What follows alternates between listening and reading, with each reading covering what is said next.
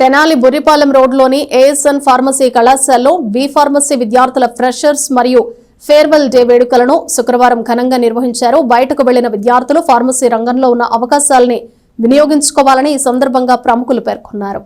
చదువుకునే విద్యార్థుల్లో సీనియర్ జూనియర్ల మధ్య హెచ్చుతగ్గులు లేకుండా ఆదర్శవంతమైన ఆత్మీయ భావంతో మెలిగేందుకు ఫేర్వెల్ డే వేడుకలు దోహదపడతాయని విద్యా సంస్థల చైర్మన్ మాజీ శాసనసభ్యులు అన్నబత్తిని శివకుమార్ అన్నారు. బీఫార్మసీ విద్యార్థుల ఫ్రెషర్స్ మరియు ఫేర్వెల్ డే వేడుకల సందర్భంగా ఆయన ముఖ్య అతిథిగా పాల్గొన్నారు. ఈ సందర్భంగా అన్నబత్తిని శివకుమార్ మాట్లాడుతూ కళాశాలలో పాఠ్యాంశాల బోధనతో పాటు లైబ్రరీని వినియోగించుకోవటం, కరెంట్ అఫైర్స్పై అవగాహన కలిగి ఉండటం ముఖ్యమని విద్యా సంస్థల చైర్మన్ శివకుమార్ పేర్కొన్నారు. మలేషియాలోని Quest international university HOD professor doctor Vijay Kotra మాట్లాడుతూ ఫార్మా రంగం ఎంతో విశిష్టమైందని, ఆ రంగాన్ని ఎంచుకున్న విద్యార్థులు భవిష్యత్తులో ఉన్నతమైన అవకాశాలు అందుకోవచ్చునని చెప్పారు. విద్యార్థులు తమ లక్ష్య సాధనకు విద్య పట్ల అంకితభావం కలిగి ఉండాలని పేర్కొన్నారు. డాక్టర్ కె వెంకటరమణ మాట్లాడుతూ ఫార్మసిస్ట్ ప్రాముఖ్యతను విద్యార్థులకు వివరించారు. అలాగే ఫార్మా రంగంలో ఉద్యోగ అవకాశాల గురించి తెలియజేశారు. విద్యార్థి దశ నుంచి సమాజంలోకి ప్రవేశిస్తున్న నేపథ్యంలో అధ్యాపకుల నుంచి గ్రహించిన విలువలను నేర్చుకుని ఉన్నత శిఖరాలను అధిరోహించాలని ఆయన అన్నారు. B pharmacy incharge K Kalyan Chakravarthi తదితరులు ప్రసంగించారు. తొలుత కాలేజీ వ్యవస్థాపకుడు అన్నబత్తిన సత్యనారాయణ చిత్రపటానికి పూలమాలలు వేసి శ్రద్ధాంజలి ఘటించారు. అనంతరం విద్యార్థులు సాంస్కృతిక కార్యక్రమాలను ప్రదర్శించారు. ఈ కార్యక్రమంలో కళాశాల అధ్యాపకులు, అధ్యాపకేతర సిబ్బంది, బీఫార్మసీ విద్యార్థులు పాల్గొన్నారు. ఈరోజు ఏఎస్ఎన్ ఫార్మసీ కళాశాలలో farewell day and freshers day B pharmacy విద్యార్థులకి చీఫ్ గెస్ట్గా doctor Vijay Kotra professor Quest international university Malaysia నుంచి వారు రావటం జరిగింది.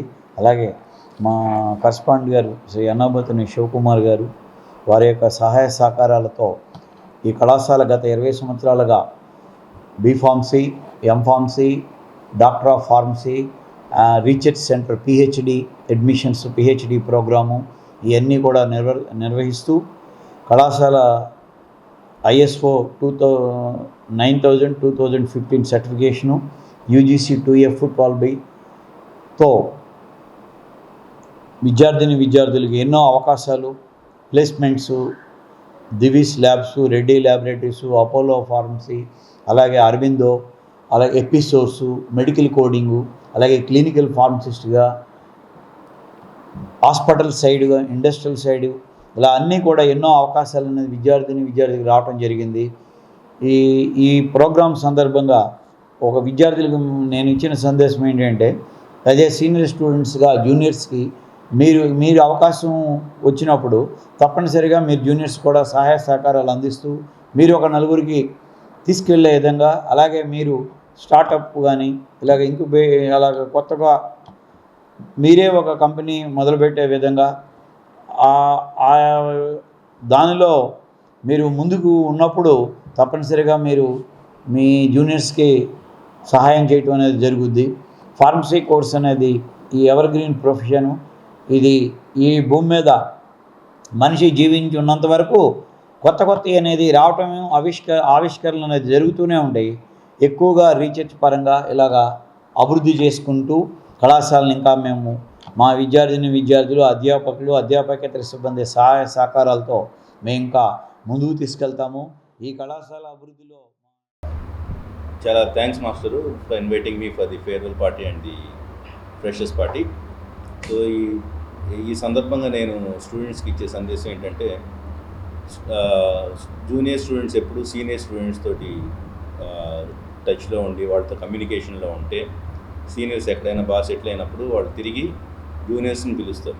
అదొకటి కమ్యూనికేషన్ స్కిల్స్ ఉండాలి అనేది స్టూడెంట్స్ చదువుతో పాటు అనేది చాలా ఇంపార్టెంట్ అనమాట.